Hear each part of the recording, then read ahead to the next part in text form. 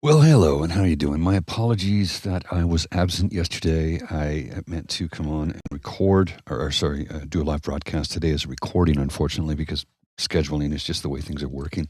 I had a horrible migraine yesterday, so I think I might start having things prepared in a recorded format just in case moments like that arise.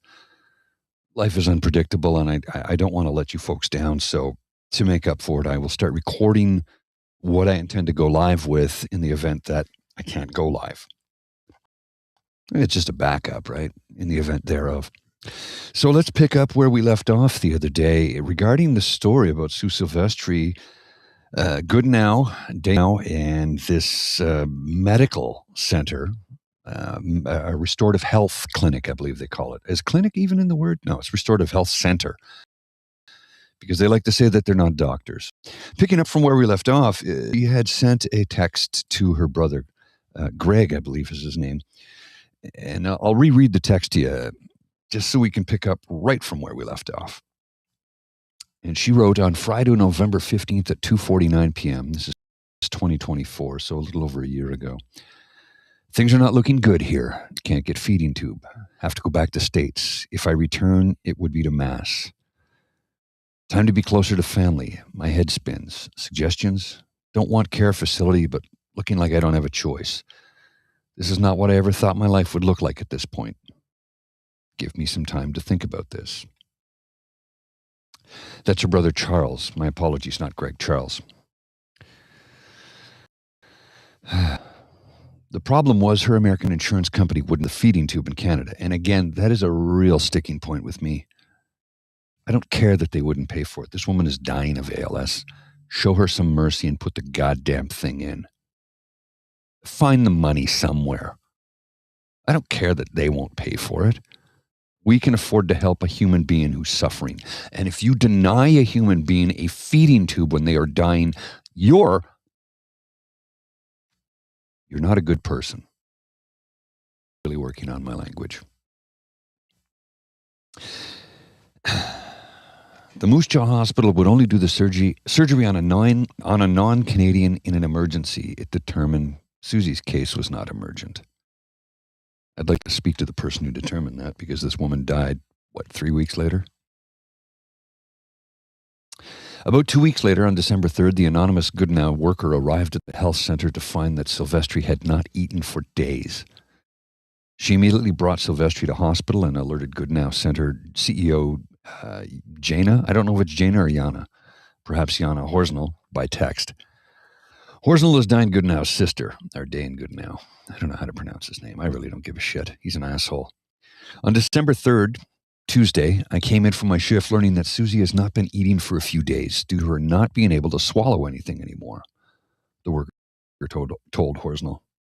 As you know, Susie is grappling with the progression of her ALS and is feeling increasingly helpless, the anonymous worker said. The severity of the progression of her ALS has taken a toll on her to the point where she's been unable to eat and take in her supplements. Goodenowe acknowledges that Susie did ask for a feeding tube while still under contract with his center. Prior to her December 6th discharge date, Susie expressed a desire to have a feeding tube, which is, her right to look into things, he said in his video statement. How cold and callous is this man? The medical records say Susie, who was in end-stage ALS, arrived at the hospital with a 3-day history of not eating or drinking due to dysphagia, or swallowing difficulty, which the records say was caused by her ALS. Patient has been declining, the medical records say.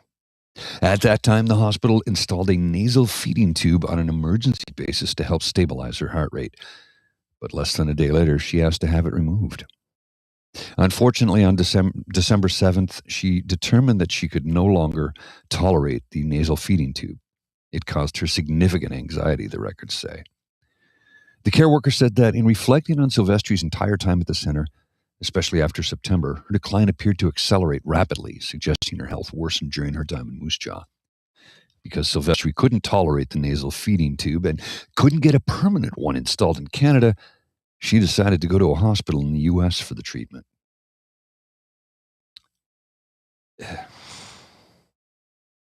This story is just disgusting from start to finish. The former Goodenowe worker helped Silvestri arrange the trip and traveled with her to Sydney Health Center in Sydney, Montana. Feeding tube not medically necessary, Goodenowe claims. Dayan Goodenowe says in his online video that Silvestri's decision to leave his center and Moose Jaw and go to the U.S. is what caused her health to rapidly deteriorate. This guy has an excuse for everything. Susie's health decline and subsequent death occurred after leaving Moose Jaw, not in Moose Jaw, he said. There are observable, documentable facts. This guy wants to wash his hands and admonish himself from any guilt whatsoever for the horrible things he did and does to people in the end stage of their life. This guy is a horrible human being, and karma will catch up with him eventually. That's not part of the CBC story. That's my own editor-in-chief, if you will. My own personal opinion. According to Goodenowe, the hospital in Moose Jaw had concluded that a feeding tube was not medically necessary for Susie. In addition, he said the hospital determined that she was able to eat. He went on to suggest that the Moose Jaw hospital advised against Silvestri getting a feeding tube. Her condition did deteriorate after getting a procedure that Moose Jaw advised against, he said. CBC asked Goodenowe to provide evidence that Moose Jaw health officials gave that advice, but he did not reply. The former Goodenowe employee who provided care to Silvestri while she was in the Moose Jaw hospital told CBC, regarding the feeding tube, no one was opposed to Susie. The Moose Jaw hospital Let's try that again. The Moose Jaw hospital records seem to back up that claim. They show that rather than advising against getting a feeding tube or concluding it wasn't, in quotes, medically necessary, Moose Jaw health professionals actually recommended she get one in the U.S. I have recommended that when she is there, she gets a feeding tube and gets a consult to cardiology, and I have offered to speak with an accepting doctor, Dr. Eric Bortolotti wrote. Dietitian Haley Oshoey, in recommending a nasal feeding tube, told Silvestri that it might help her ability to swallow. And if that happened, Oshoey wrote, this writer's recommendation is to return home to the U.S. for a feeding tube insertion as need for same in future will continue. CBC was unable to find comments from any medical professional recommending against a feeding tube for Silvestri or suggesting it was necessary. Bad food, minimal personal support. In his online video, Goodenowe also blamed Silvestri's decline on the care provided by the hospital in Sydney, Montana. Bad food, no support supplements, minimal personal support, he said. This is the exact opposite of the services she received in Moose Jaw. CBC asked Goodenowe what was wrong with the food and support services offered by the Sydney hospital and how he knows that the food was bad and the support services minimal. He did not reply because he's a lying piece of shit.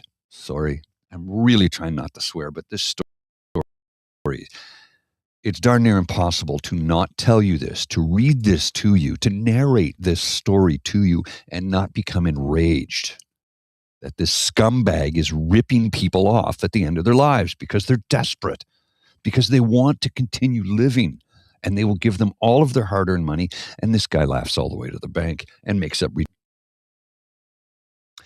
The former Goodenowe care worker who accompanied Silvestri to Montana and stayed by her side for days told CBC the care in Montana was 100% better than what she had in Goodenowe's facility and the Moose Jaw hospital. They took care of Susie with great care and dignity, she said. Not only were the doctors and nurses professional, but they also took the time to pray for Susie and for me. The worker said the hospital provided her with free food while she stayed there and allowed her to shower and do laundry in the hospital while she cared for Silvestri. In text messages to Goodenowe, CEO Jana Horsnell, the care worker, said, Susie is getting the help and care that she deserves down here. Care staffs are amazing and kind. Their care are beyond incomparable. I'm reading you the exact text, so perhaps there was something lost in the textlation. That happens very often. Goodenowe also said Sue's health declined because the Sydney hospital failed to give her the supplement protocol that he had created. Her care plan was changed when she left Moose Jaw. After her care plan was changed, she began to decline, Goodenowe said. The former Goodenowe workers' doctors explained that introducing those supplements could end up causing additional medical troubles, giving her state of malnutrition. By text, she explained this to Jana Horsnall in adding that the doctors are taking a gradual approach to avoid overwhelming her system. Horsnell urged the worker to further, stating that Goodenowe supplements were crucial for Silvestri's health. The doctors may not understand them, but they are very good and will help, Horsnell wrote. She needs to be taking advice from her specialist in ALS. The former Goodenowe care worker said she was surprised by this last statement. She remembers wondering, do they even have an ALS specialist at the Moose Jaw facility? Who could Jana be referring to? The care worker said that on a whiteboard in her Montana hospital room, Silvestri added up the cost of her trip to Goodenow's Moose Jaw Health Center. She concluded that it was for false hope. Just... this story is gut-wrenching and heartbreaking. And this man needs to be stopped. If he can be charged, I strongly recommend that the full level of the law is levied against him.